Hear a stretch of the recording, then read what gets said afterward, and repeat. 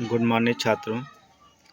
काकोरी कांड 9 अगस्त 1925 ईस्वी को यह घटना घटी थी। काकोरी कांड, इन्हीं को काकोरी ट्रेन डकैत मुकदमों में राम प्रसाद बिस्मिल, अशफाक उल्ला खां, राजेंद्र लाहिड़ी और रोशन सिंह को फांसी की सजा दी गई।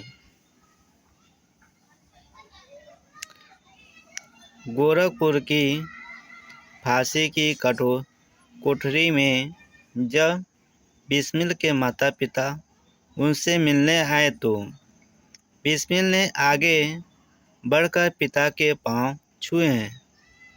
जब मां को खड़े देखा तो बिस्मिल का दिल भर आया।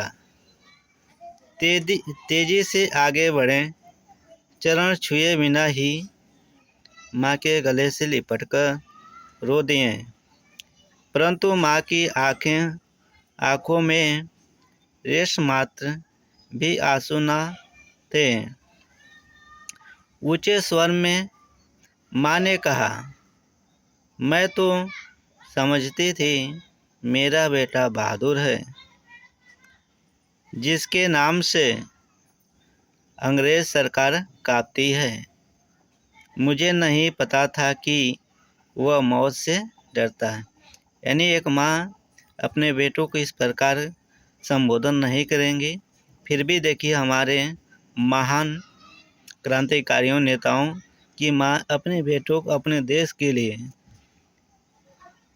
किस प्रकार का उत्साहवर्धन करते हैं।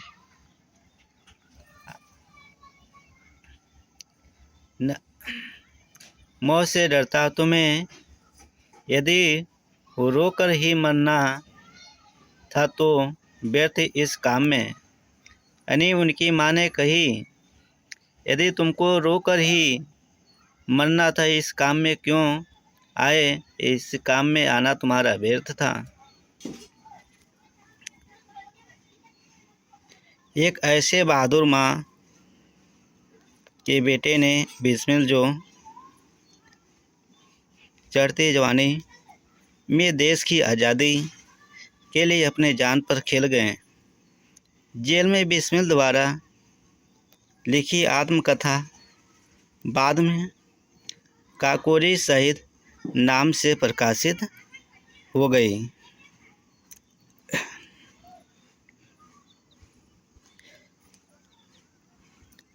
चंद्रशेखर आज़ाद बचपन से ही वीर और साहसी थे।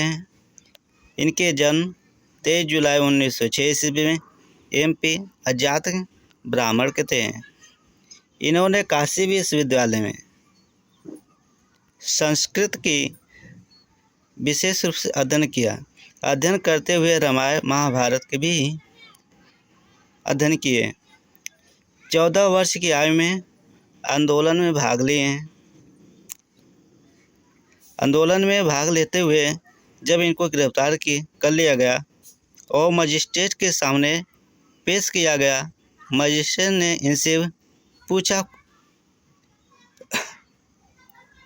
मजिस्ट्रेट के सामने पूछा गया तो उनका नाम, यानी अपना नाम बताइए। तब उन्होंने बताया पिता आज़ाद, और पिता का नाम पूछा गया तो स्वतंत्र, यानी उनका जन्म स्थान पूछा गया तो क्या बताएं, जेल बताया गया। इन्होंने अंग्रेजों जो मजिस्ट्रेट थे उनको 15 बेत मारने की सजा दी गई।